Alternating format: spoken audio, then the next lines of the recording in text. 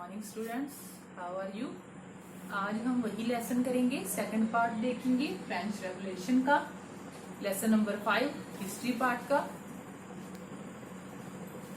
ठीक है, जिसका फर्स्ट पार्ट हम बना चुके हैं, फ्रेंच रेवोल्यूशन, फ्रांस की क्रांति। इसका फर्स्ट पार्ट में हमने क्या देखा था कि फ्रांस की जो क्रांति थी वो क्यों हुई थी। इसका रीजन ये था कि उस टाइम पीरियड में टैक्सेस बहुत ज़्यादा गवर्नमेंट ने बढ़ा दिए थे। टैक्स इतने ज़्यादा इंक्रीज हो गए थे कि लोगों के द्वारा इतने ज़्यादा टैक्सेस देना बहुत ही मुश्किल हो गया था, उन्हें पेड करना, उन्हें देना, क्योंकि उन्हें डायरेक्ट और इनडायरेक्ट बहुत सारे टैक्सेस पे करने पड़ते थे। और इनके अलावा भी बहुत सारी ऐसी बातें थी जो कि इस क्रांति की वजह बनी, इस क्रांति का कारण बनी। जैसे कि हमने देखा कि जो उस टाइम पीरियड में सोसाइटी थी वो कई पार्ट्स में डिवाइड हो चुकी थी। 3 पार्ट्स हमने मेनली देखे थे। एक तो क्लर्जी का था, पादरी का था, सेकंड था क्वीन वर्ग जिसमें रिच लोग थे, रिच पर्सन थे, एंड थर्ड इज जिसमें कॉमन पीपल्स आते थे, जिससे ओवरऑल जो टैक्सेस थे उनसे ही लिए जाते थे। क्योंकि जो लोग अमीर थे, जो रिच थे या जो पादरी थे, उनसे कोई टैक्स नहीं लिया जाता था। वो अपनी लैंड के खुद मालिक थे। ओवरऑल पावर्स उन्हें दी जाती थी, बहुत सारी फैसिलिटीज दी जाती थी। बट जो कॉमन पीपल्स थे, आम लोग थे, 97% की पॉपुलेशन के थे, उनके ऊपर बहुत सारे डायरेक्ट और इनडायरेक्ट कर थे। ये कर इतने ज़्यादा बढ़ गए थे कि इन्हें पेड करना बहुत ही ज़्यादा मुश्किल हो चुका था। इसीलिए जे रेवोल्यूशन हुई, जे क्रांति हुई फ्रांस में। तो ये चीज़ें हम देख चुके हैं। अब हमने इसके नेक्स्ट पॉइंट देखने हैं रेवोल्यूशन के, rising middle class intellectual movement. मतलब कि राइजिंग हुआ मिडिल क्लास का, जो कि इंटेलेक्चुअल मूवमेंट थी, बहुत ही नॉलेज वाली बोल सकते हैं मूवमेंट थी। किस चीज के लिए हुआ था कि इन चीजों से हम छुटकारा पा सके। क्योंकि अगर हमारे पास एजुकेशन होगी, हम शिक्षित होंगे, तो इन चीज़ों से हम छुटकारा पा सकते थे। मेन रीज़न क्या था कि हमारे पास उस टाइम पीरियड में कोई नॉलेज नहीं थी, कोई एजुकेशन नहीं थी, इलिटरेसी थी। हम में से कोई लिटरेसी नहीं था, पढ़ा लिखा नहीं था। इसीलिए हम गवर्नमेंट की जो एक्टिविटीज़ थी उनको समझ नहीं पाते थे कि वो हमें कैसे बेवकूफ़ बना रही हैं, कैसे हमारा नाजायज फायदा उठा रही हैं। इसलिए जो मिडिल क्लास थी, इंटेलेक्चुअल मूवमेंट उन्होंने उठाई थी कि हमें बौद्धिक ज्ञान होना चाहिए, इंटेलेक्चुअल पावर हमारी होनी चाहिए कि हम जो भी गवर्नमेंट के द्वारा एक्टिविटीज की जा रही है उसे हम समझ सके। उसके लिए जो हमारा एजुकेटेड होना, हमारा पढ़े लिखे होना बहुत ही जरूरी था। इस बात पे उन्होंने जोर दिया था। वे कौन सी क्लास थी? मिडिल क्लास थी। किस चीज पे जोर दिया था? इंटेलेक्चुअल मूवमेंट उन्होंने चलाकर। ठीक है, इस पे हम देखते हैं कौन कौन से थे, जैसे कि वोल्टेयर हो गया, रूसो हो गया, मॉन्टेस्क्यू हो गया।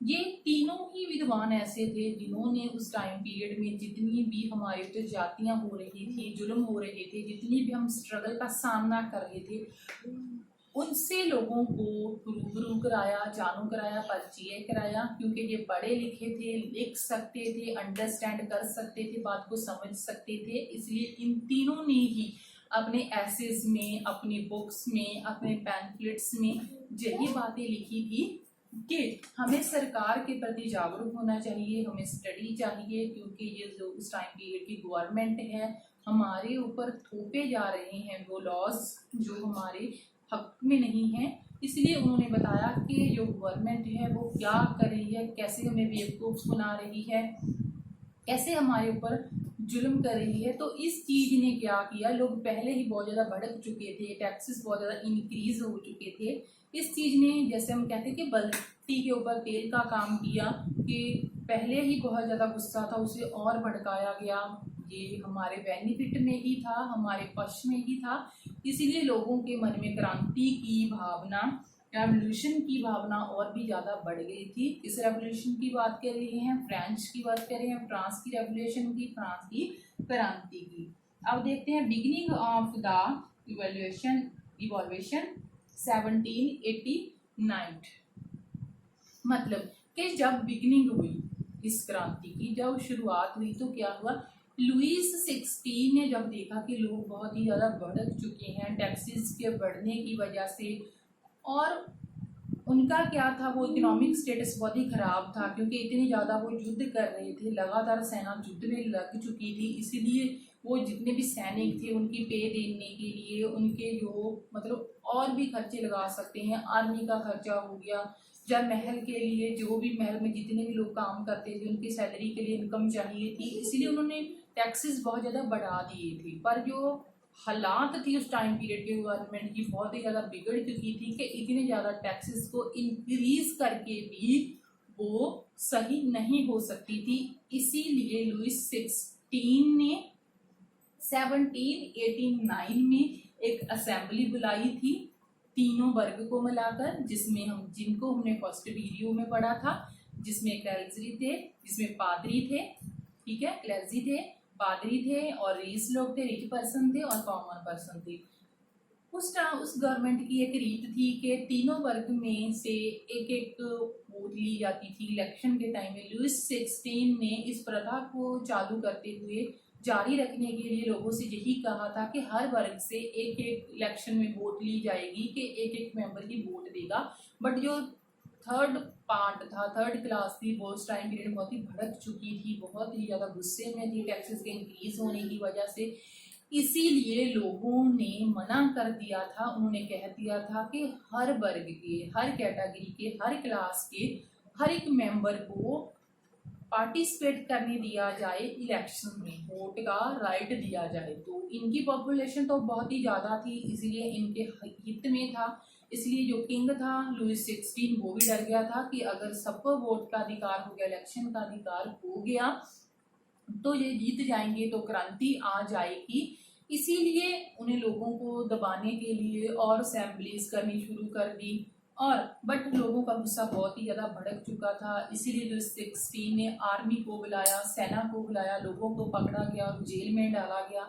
बट जब लोगों को पता चला, जो बाहर थे, उन्होंने उस जेल पे ही हमला कर दिया था और इनको, दोषियों को, कैदियों को बाहर निकाल लिया था। मतलब क्रांति पूरे जोर पे थी, एवोल्यूशन अपने पूरे जोर पे थी। तो हम देख सकते हैं कि आप समझ ही गए कि कारण का क्या था। टैक्सेस बहुत ही ज़्यादा बढ़ गए थे, इलेक्शंस में उन्हें पूरा राइट नहीं मिल रहा था, जो मॉरल हम ड्यूटीज़ लगाते हैं या हमारे फंडामेंटल राइट्स वो इक्वल नहीं थे सब लोगों के लिए। ओनली 3% पॉपुलेशन के लिए ही वो सारे राइट्स थे और वो सारी ड्यूटीज़, बट जो सारी ड्यूटीज़ थी वो 97% लोगों की थी। वो 3% लोगों के भी जो टैक्सेस थे इन्होंने ही पे करने थे।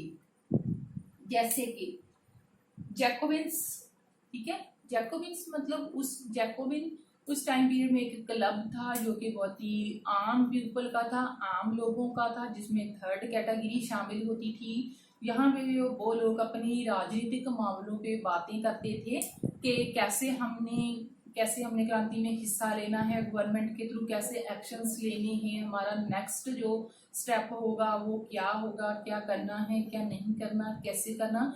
ये सारे ही जो स्टेप्स होते थे, जो सारे ही मामले होते थे, थॉट्स होते थे, इस पे विचार कहाँ किया जाता था? जैकोबिन में किया जाता था। जो क्लब होते थे कहाँ होते थे? फ्रांस में होते थे। जैकोबिन बहुत ही फेमस क्लब था इस टाइम पीरियड का, इस क्रांति के टाइम पीरियड का, ठीक है।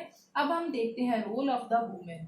इस क्रांति में वुमेन्स का क्या रोल था? जैसे कि मैंने आपको पहले ही बताया कि सोशल कंडीशंस बहुत ही ज्यादा खराब थी, इलिटरेसी थी, कोई भी पढ़ा लिखा नहीं था, वुमेन्स को कोई भी राइट्स नहीं दिया जाता था, वुमेन्स को एजुकेशन नहीं दी जाती थी। इसलिए वुमेन्स ने भी इस क्रांति में, इस रेवोल्यूशन में बहुत ही बढ़ चढ़ के हिस्सा लिया था, ताकि उन्हें भी स्टडी का जो राइट मिल सके और इलेक्शन में मतलब पार्टिसिपेट करने का, मतलब वोट डालने का उन्हें भी शायद अधिकार मिल सके, या फ्रीडम का या इंडिपेंडेंट का। इसलिए उस टाइम पीरियड की लेडीज ने भी इस क्रांति में बढ़ चढ़ के हिस्सा लिया था, जितना भी उनसे बनता था उन्होंने पार्टिसिपेट किया इसमें। इसके बाद क्या हुआ कि जब से क्रांति हुई तो उसके बाद लेडीज को थोड़े बहुत राइट्स मिलने लग गए थे और उन्हें बेसिक एजुकेशन की जो गवर्नमेंट स्कूल्स में प्रोवाइड की कर दी गई थी, लाजमी कर दी गई थी।